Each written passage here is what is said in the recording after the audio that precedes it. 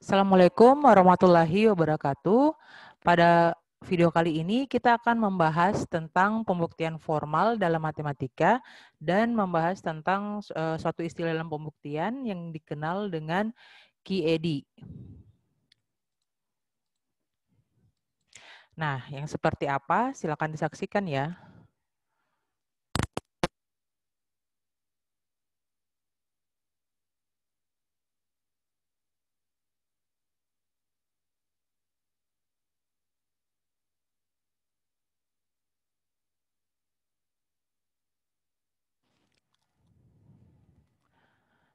Nah, sebelum masuk ke memahami tentang pembuktian formal dan QED, kita akan memahami dulu apa itu pembuktian untuk pernyataan berkuantor.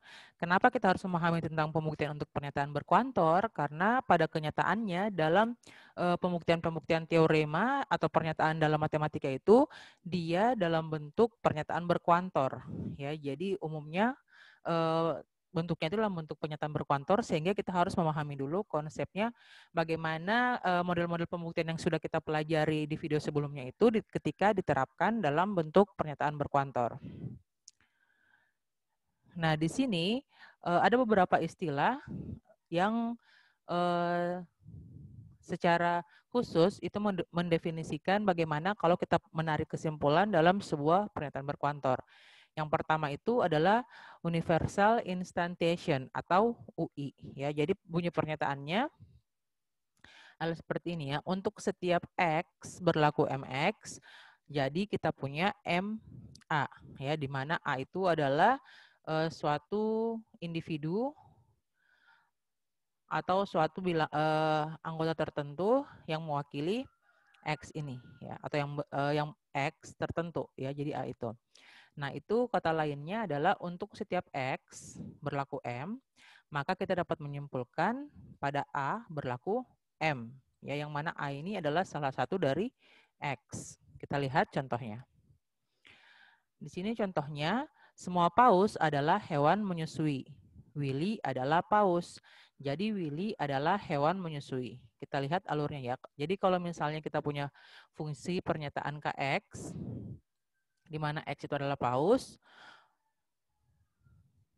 Terus fungsi pernyataan Hx di mana X adalah hewan menyusui. Ya, jadi pembuktian dari pernyataan ini dapat kita lihat seperti ini. Ini kita akan melihat model pembuktian logis seperti yang kita sudah pelajari sebelumnya. Jadi premisnya itu untuk setiap X, jika Kx, maka Hx. Ya. Dengan kita akan menunjukkan KP.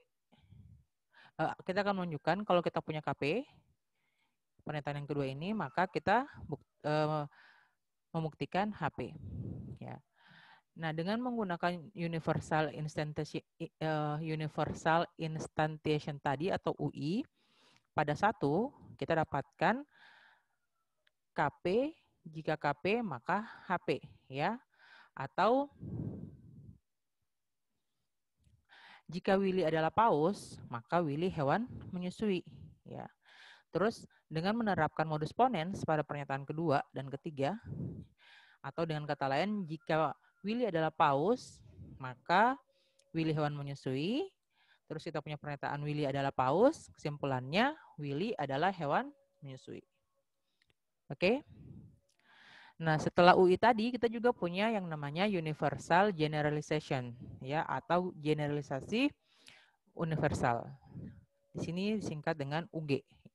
Di sini jadi kita punya dulu pernyataan untuk sebarang A. Jadi untuk sebarang A itu dia berlaku M. Nah, dari situ kita menyimpulkan jadi untuk setiap X itu berlaku M. Ya, jadi model seperti ini sangat umum digunakan dalam pembuktian matematika.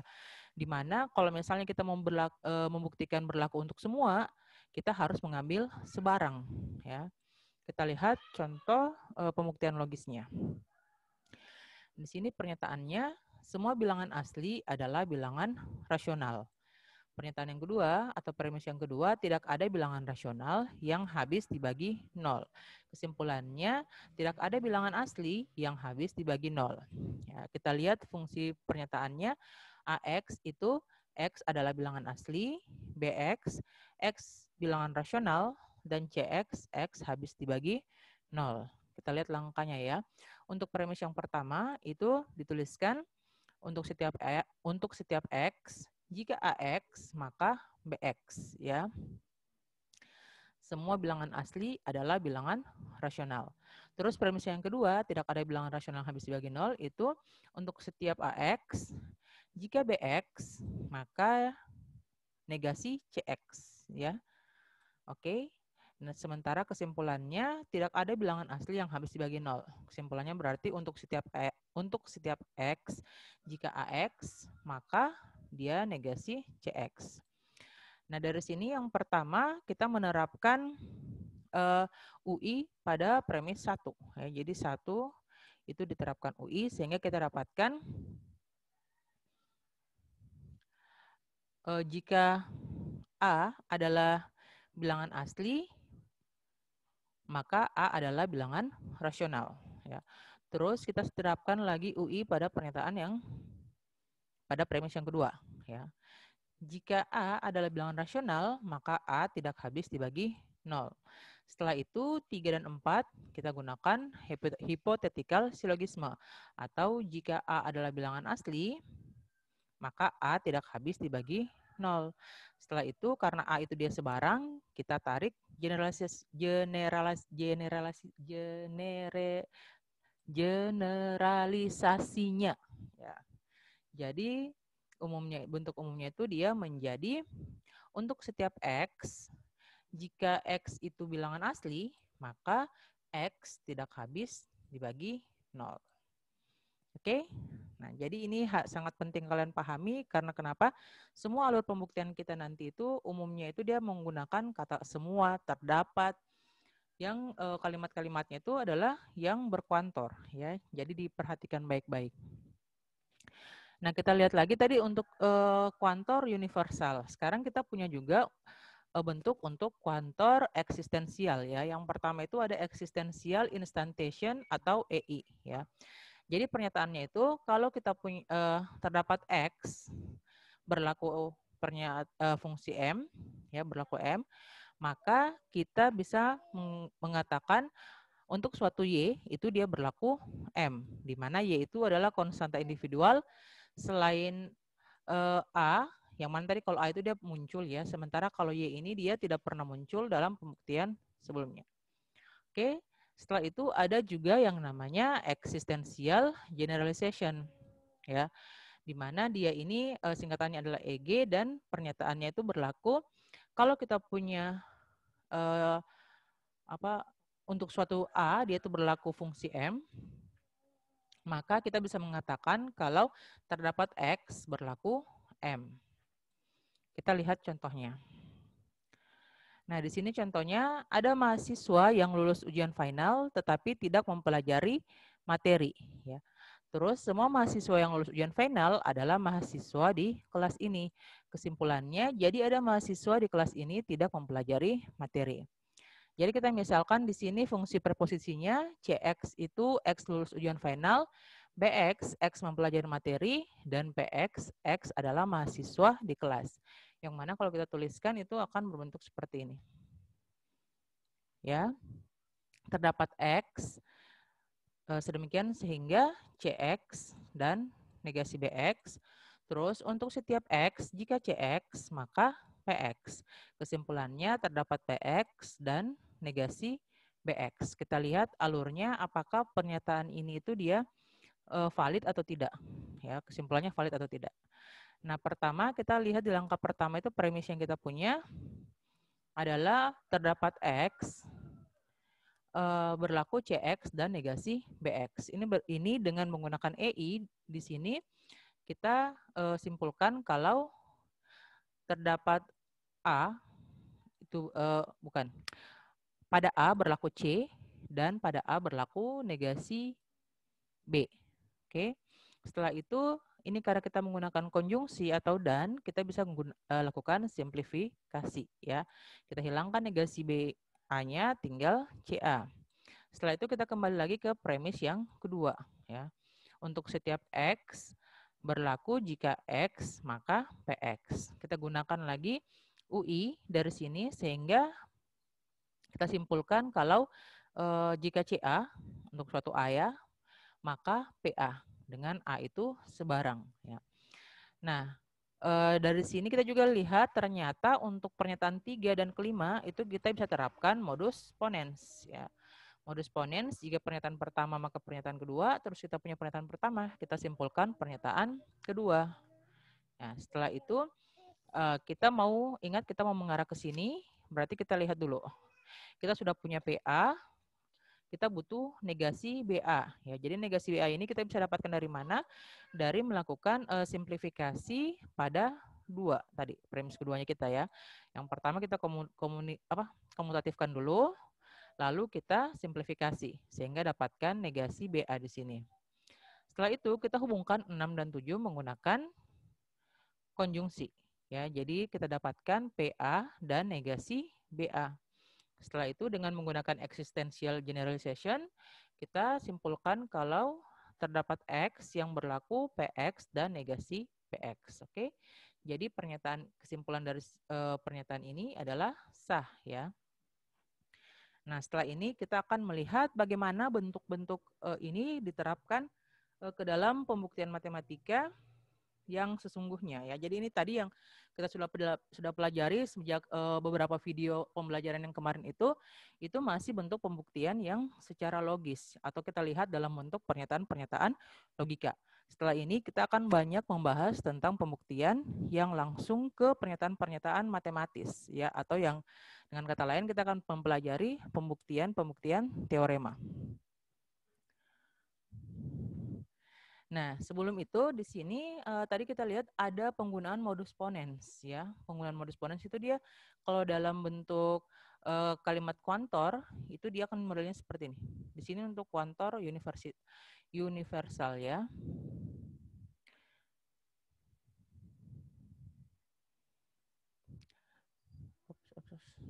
Oh, ini tidak perlu kalian perhatikan ya. Ini jangan diperhatikan, fokusnya ke sini. Nah, untuk setiap X, jika PX maka QX ya. Itu kita kalau kita punya pernyataan PA di mana A itu adalah suatu unsur di daerah domain, maka kita bisa simpulkan QA ya. Ini adalah contoh penerapan dari modus ponens pada kuantor universal. Nah, selain kemarin kita sudah kenal istilah teorema, definisi, aksioma, dan lain-lain, ada juga istilah lain dalam pernyataan matematika yang disebut dengan konjektur. Ya. Jadi konjektur itu adalah sebuah pernyataan yang diajukan untuk menjadi benar. Ya, jadi dia di sini belum tentu benar. Ya, dia masih bisa bernilai salah. Nah, ketika kita punya bukti untuk sebuah konjektur, maka konjektur ini dia menjadi teorema. Ya.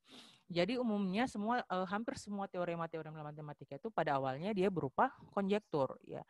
Nah, setelah dia berhasil ditemukan pembuktiannya yang sah dan valid, maka dia disebut sebagai teorema. Nah, sebagai seorang yang ingin bergelut di bidang matematika, kalian harus banyak mempelajari bagaimana dari sebuah konjektur itu kita bisa menemukan sebuah teorema. Kita lanjut ke sebuah istilah yang selalu digunakan pada pembuktian matematika. Ya, istilah itu adalah QED. Ya.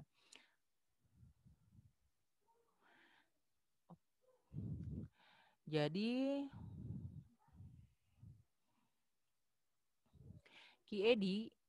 QED bisa dituliskan Q.E.D. atau langsung saja tuliskan seperti ini. Dia itu adalah sebuah inisial Latin untuk frase Latin quod erat demonstrandum. Ya, quod erat demonstrandum. QED yang bermakna apa yang akan ditunjukkan. Ya.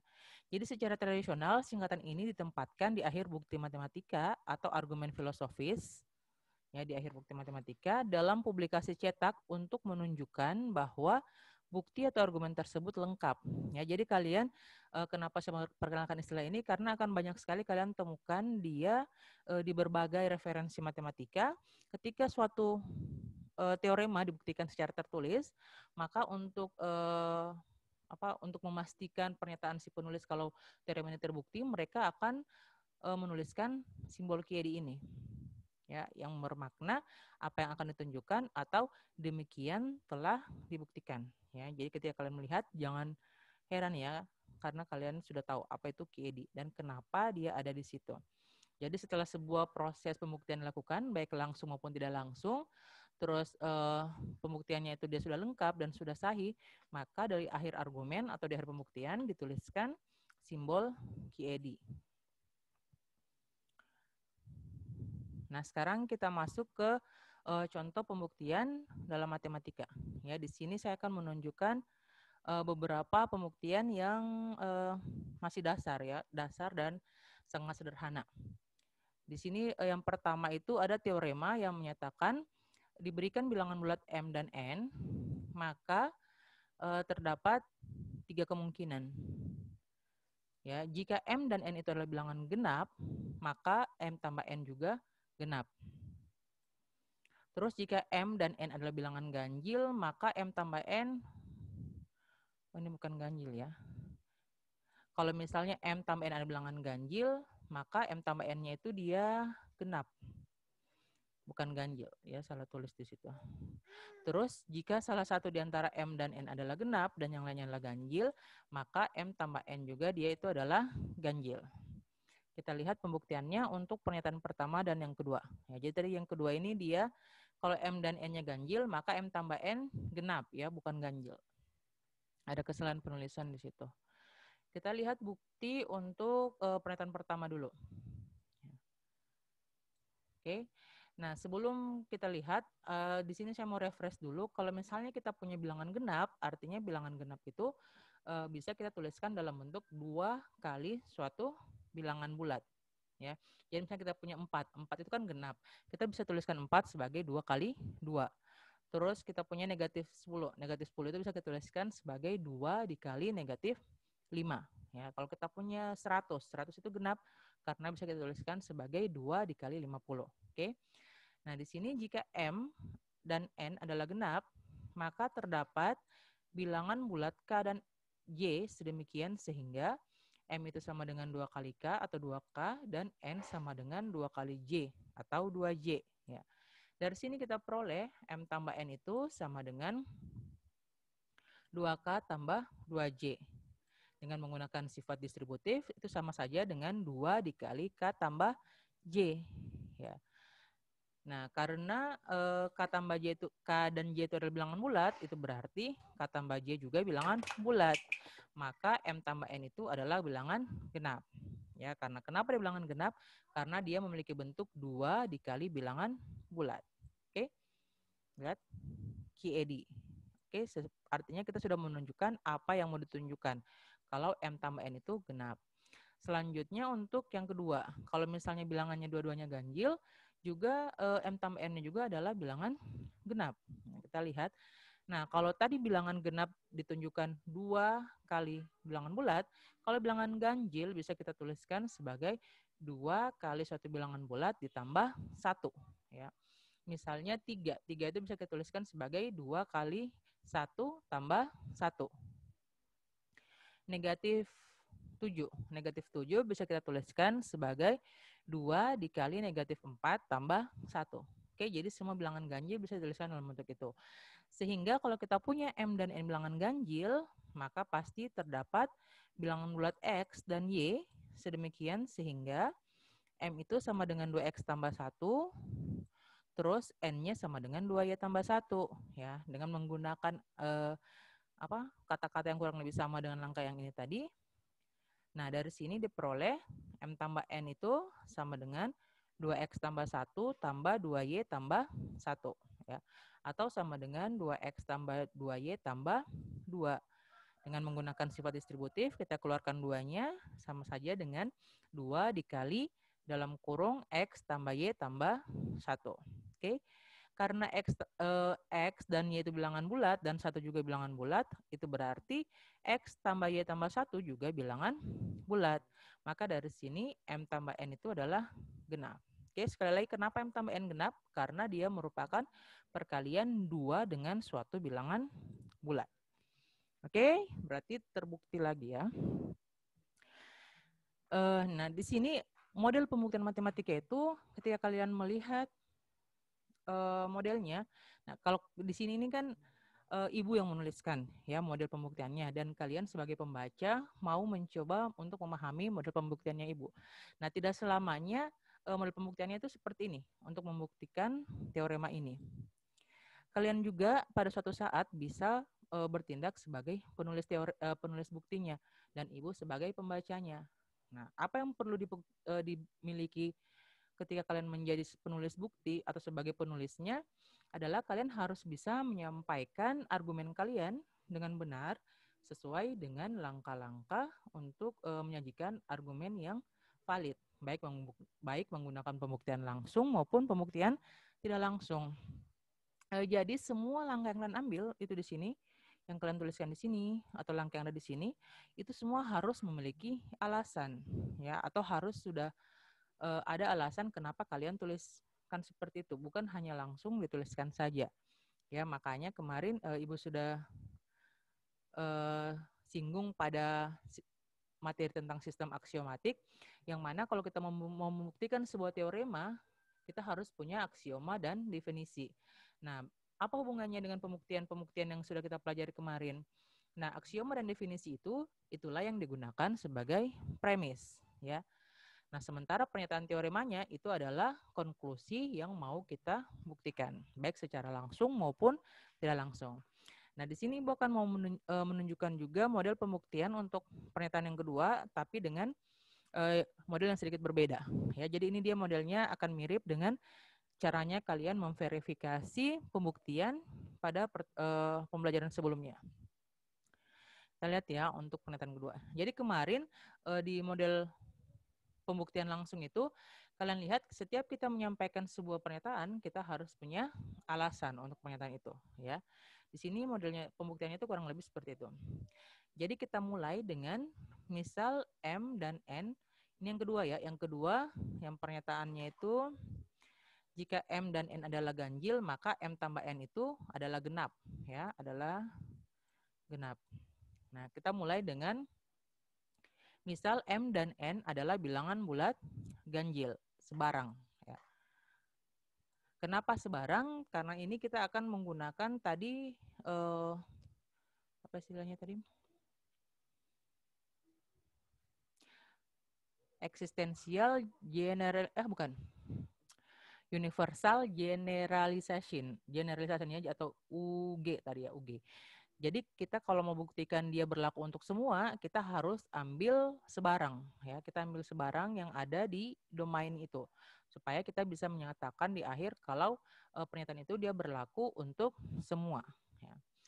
Nah, di sini setelah kita punya M dan N bilangan bulat ganjil sebarang, maka M dan N dapat dituliskan dalam bentuk M sama dengan 2X tambah 1 dan N sama dengan 2Y tambah 1. Dengan X, Y itu atau X dan Y adalah bilangan bulat. Ingat lagi, setiap penggunaan simbol dalam matematika, tanda koma itu selalu biasanya dibaca dan. Ya. Sehingga dari sini kita punya kalau M tambah N itu sama dengan 2X tambah 1 tambah 2Y tambah 1. Dari mana kita menuliskan ini? Dengan alasan kita lakukan substitusi. Substitusi yang mana? Substitusi persamaan ini. Oke, setelah itu ini itu sama saja dengan 2X tambah 2Y tambah 2. Dari mana kita dapatkan ini? Alasannya karena kita terapkan hukum asosiatif dan komutatif pada penyembelahan di persamaan ini. Ya. Asosiatifnya yang mana? Komutatif asosiatifnya dulu baru komutatif. Komutatif dulu ya. Ini kita pindahkan, satunya pindahkan ke samping sini. Dikomutatifkan, terus 2Y-nya dia ke sini. Setelah itu kan 1 tambah 1 hasilnya 2. Ya, setelah itu kita asosiatif atau kelompokan 1 dengan 1 ini sehingga menghasilkan 2. Jadi di sini kita terapkan hukum asosiatif dan komutatif pada penjumlahan. Harus dijelaskan di sini pada penjumlahan. Kenapa? Karena ada juga hukum asosiatif dan komutatif pada perkalian. Nah, terakhir dia itu menghasilkan dari sini bentuk ini menjadi sama dengan 2 kali dalam kurung X tambah Y tambah 1. Nah, dari mana kita bisa membuat bentuk ini? Karena kita punya hukum distributif. Ya. Jadi hukum distributif itu adalah hukum yang menggabungkan antara perkalian dan penjumlahan ya pada aljabar. Nah, karena M tambah N adalah 2 kali bilangan bulat lain, yang mana bilangan bulat itu adalah X tambah Y tambah 1, maka M tambah N adalah bilangan bulat genap. Oke? Jadi terbukti ya.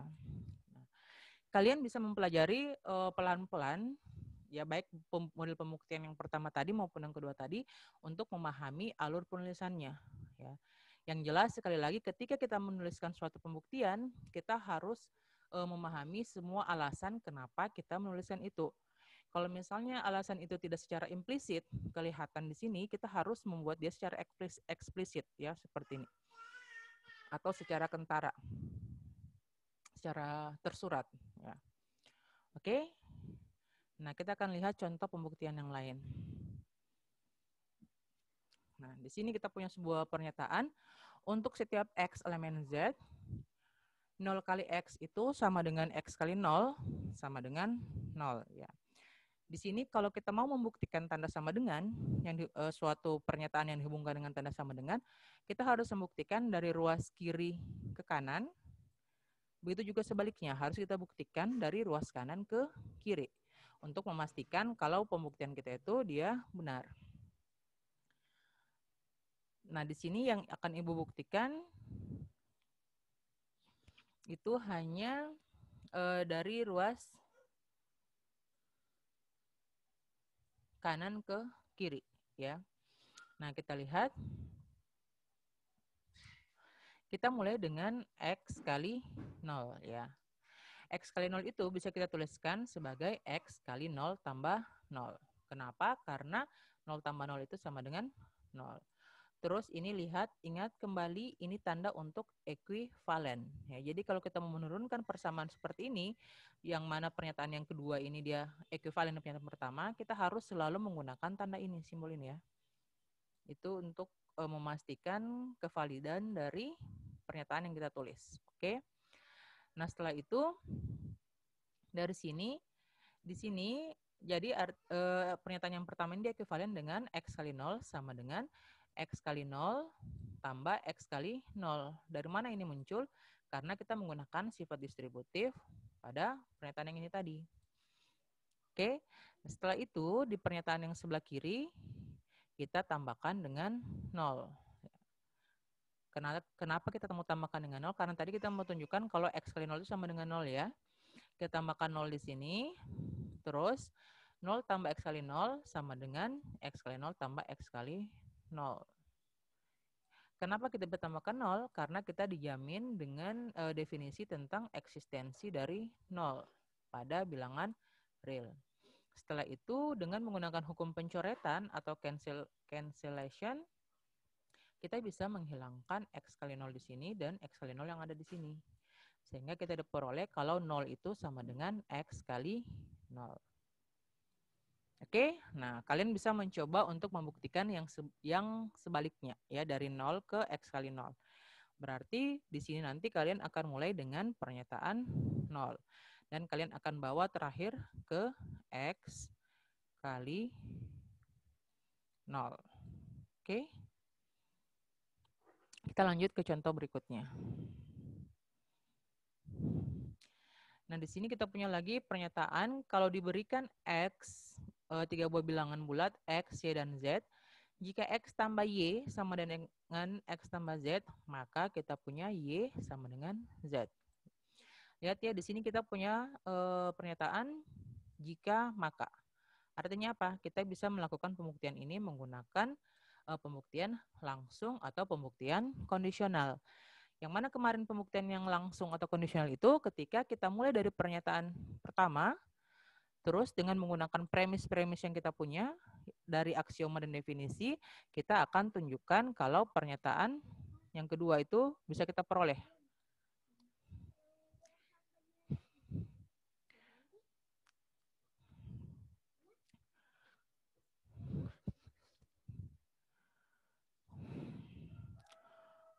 Nah, kita mulai dari X tambah Y sama dengan X tambah Z. Ya. Di sini kita akan melakukan manipulasi aljabar menggunakan aksioma-aksioma yang sudah kita punya supaya kita bisa sampai ke X sama dengan Z. Ya. Yang pertama, di sini kita sudah bisa memastikan untuk menghasilkan Y tambah Z, kita harus hilangkan si X. Dari sini, baik di kiri maupun di kanan. Pertanyaannya sekarang, aturan apa atau definisi apa yang bisa kita gunakan supaya X-nya ini hilang? Ya. Yang pertama, kita tahu supaya dia hilang X-nya, kita harus jumlahkan dengan negatif X. Ya, yang mana di sini kan tidak ada negatif X. Berarti kita harus munculkan negatif X-nya. Dengan apa? Dengan memastikan eksistensi dari inverse penjumlahan. Ya, berarti negatif X itu pasti ada. Setelah itu, kalau kita jumlahkan, atau kalau di sebelah kiri sama dengan kita jumlahkan dengan suatu bilangan, maka sebelah kanan juga harus dijumlahkan dengan bilangan yang sama. Ya, makanya di sini ada negatif X, di kanan juga ada negatif X. Ya. Setelah itu, kita gunakan sifat asosiatif. Kita kelompokkan ya. Karena awalnya dia itu dalam kurungnya bersama X tambah Y, kita pindahkan dalam kurungnya menjadi ke negatif X tambah X di kedua ruas. Oke. Nah, setelah itu kita lakukan komutatif. Kenapa kita lakukan komutatif? Karena hukum, karena kita mau apa tadi? Mau menunjukkan ini menjadi 0. Ya, jadi kita komutatifkan dulu sehingga jadinya X tambah negatif X. Ya, karena yang menjamin eksistensi 0 itu dia adalah suatu bilangan dijumlahkan dengan inverse-nya. Itu menghasilkan 0. Ya. Makanya ini kita komutatifkan dulu. Jadi X tambah negatif X, di sebelah juga X tambah negatif X. Nah, setelah itu karena adanya eksistensi 0 atau identitas penjumlahan, kita dapatkan X tambah negatif X itu sama dengan 0. Oke. Nah, dari situ juga kita berdasarkan aksioma juga, 0 tambah Y itu menghasilkan Y, dan 0 tambah Z menghasilkan Z. Oke.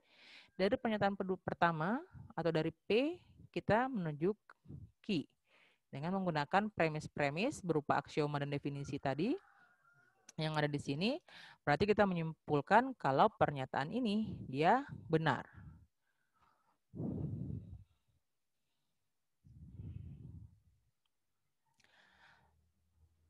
Selanjutnya kita lihat lagi, ini ada teorema yang sedikit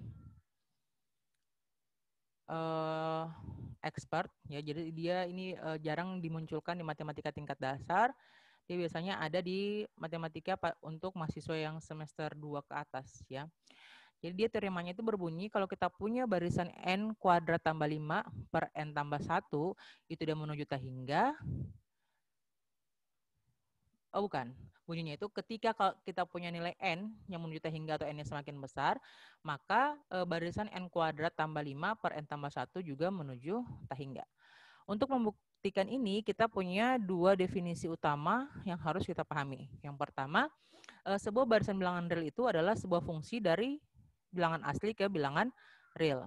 Terus yang kedua, sebuah barisan AN dari bilangan real, dia itu dikatakan menuju tak hingga jika kita punya sebarang A lebih besar dari 0 dan terdapat N elemen bilangan asli, sedemikian sehingga AN itu akan lebih besar dari A ketika N-nya lebih besar dari, ketika N kecil lebih besar dari N besar. Kita lihat pembuktiannya ya. Di sini misal diberikan AN itu sama dengan N kuadrat tambah 5 per N tambah 1. Ya. Jadi ini berarti kalau kita punya A1 itu adalah 1 kuadrat tambah 5 per 1 tambah 1. Atau 6 per 2. A2 itu kita punya 2 kuadrat tambah 5 per 2 tambah 1. Ya, dan seterusnya. Nah, di sini kita tahu, perhatikan bahwa, lihat pernyataannya, perhatikan bahwa AN itu untuk N kuadrat tambah N per N tambah 1 akan lebih besar dari N kuadrat per N tambah 1. Ya, kenapa? Karena di sini N kuadrat tambah N. Ya, pasti berarti akan lebih besar dari N kuadrat. Setelah itu, N kuadrat per N tambah 1 sendiri akan lebih besar dari N kuadrat per N tambah N. Kenapa begitu? Karena N-nya ini kan bilangan asli. Kalau sudah punya 1 di sini, N yang lain misalnya 2, 3, 4, akan membuat pecahan yang ini itu lebih besar dibandingkan yang ini. Oke, setelah itu, ini ternyata sama dengan N kuadrat per 2N. Dengan mengeliminasi n-nya kita dapatkan itu sama dengan n per 2. Dengan kata lain, ini dia akan lebih besar atau sama dengan ini, ya. N kuadrat tambah n per n tambah 1 akan lebih besar dari n per 2. Oh maaf, ini bukan n ya, di sini ini 5. 5 ya, Ibu salah tulis. Oke, ini berlakunya tetap sama ya. Kalau n kuadrat tambah 5 itu akan lebih besar dari n kuadrat.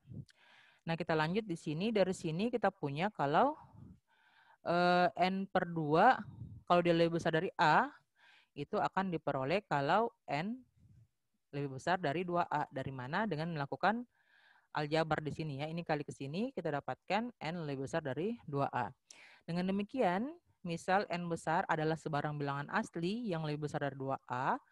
Kemudian kalau kita punya n kecil lebih besar dari n besar, maka kita akan mempunyai n itu lebih besar dari n per 2 dari sini tadi. Terus itu lebih besar juga dari n per 2, ya, dan itu akan lebih besar dari A. Jadi AN menuju tak hingga berdasarkan dari definisi ini tadi. Oke. Nah, selain model-model pembuktian yang tadi, kita juga sering menemukan model pembuktian yang menurut orang benar, padahal sebenarnya pembuktiannya itu salah. Ya, yang paling terkenal itu banyak sekali kalian temukan baik di video YouTube maupun di berbagai forum diskusi tentang 1 sama dengan 2. Ya, salah satu argumen pembuktiannya itu seperti ini. Kalau kita membuktikan 1 sama dengan 2, itu kita mulai dari A sama dengan B, berarti A kuadrat sama dengan AB ya, dua-duanya dikali dengan A, itu sama saja dengan kalau A kuadrat tambah A kuadrat sama dengan A kuadrat tambah AB, ya, dua-duanya ditambah A kuadrat. Dari sini 2A kuadrat sama dengan A kuadrat tambah AB. Itu berarti kalau kita kurangkan juga dengan bilangan yang sama, tetap sama, ya. Nah, setelah itu AB kurang 2AB itu hasilnya negatif AB. Ya. Ini difaktorkan menjadi 2 kali A kuadrat kurang AB. Itu sama saja dengan A kuadrat kurang AB. Karena ininya sama, dengan menggunakan hukum pencoretan tadi didapatkan kalau 2 sama dengan 1. Pertanyaannya, apakah ini benar? Ini adalah salah satu contoh dari bukti yang buruk. Ya, kenapa bukti yang buruk? Karena orang merasa kalau alur pembuktiannya benar, padahal sebenarnya salah. Kalian bisa perhatikan, ya, sebelum ini kalian bisa pause dulu dan perhatikan kira-kira di mana yang salah dari langkah-langkah ini. Oke, kita lihat. Yang salah adalah langkah yang ini. Kenapa bisa salah? Karena kalau A sama dengan B, itu berarti A kuadrat kurang AB sama saja dengan A kuadrat kurang A kuadrat, yang mana sama dengan 0. Nah, kalau misalnya 0, itu hukum pencoretan tidak bisa dilakukan. Ya, sama saja kalau kita tuliskan 2 kali 0 sama dengan 0. Masa kita coret 0-nya? Itu kan tidak benar dan memang tidak berlaku secara definisi hukum pencoretan. Itu berarti pembuktiannya tidak valid. Ada juga model pembuktian lain untuk pernyataan ini, yaitu kurang lebih seperti ini. Dengan melakukan trik aljabar, ya, dengan melakukan trik aljabar dengan membuat bentuk kuadrat sempurna seperti ini, ya. Dari situ dia dapatkan kalau melakukan ini didapatkan 2 kurang 3 per 2 akar kuadrat sama saja dengan 1 kurang 3 per 2 kuadrat. Lalu dihilangkan kuadratnya, menemukan model ini, dan disimpulkan kalau 2 sama dengan 1. Kita lihat mana yang salah. Oke, nah salahnya di sini. Kenapa? Karena kalau akar dari kuadrat itu dia tidak selamanya positif, karena ada juga akar negatif. Ya. Nah, sekarang kalau kita kerjakan akar dengan menggunakan akar negatif di ruas kanan, kita akan dapatkan kalau 2 kurang 3 per 2 itu sama dengan negatif 1 kurang 3 per 2. Kalau kita selesaikan secara aljabar, itu akan menunjukkan persamaan yang benar, ya, kalau 2 sama dengan 2. Oke, yang terakhir contoh pembuktian yang salah itu adalah seperti ini. Untuk membuktikan kalau akar 2 tambah akar 6 itu kurang dari akar 15. Nah, di sini kalian bisa cek kira-kira di bagian mana yang salah, sehingga pernyataan ini tuh pembuktiannya adalah tidak benar. Oke, nah demikian penjelasan saya tentang pembuktian dalam matematika yang berupa pembuktian formal, terus tentang pemahaman juga apa itu quod erat demonstrandum atau QED. Semoga bermanfaat. Jika ada yang ingin ditanyakan, silakan berikan komentar. Terima kasih.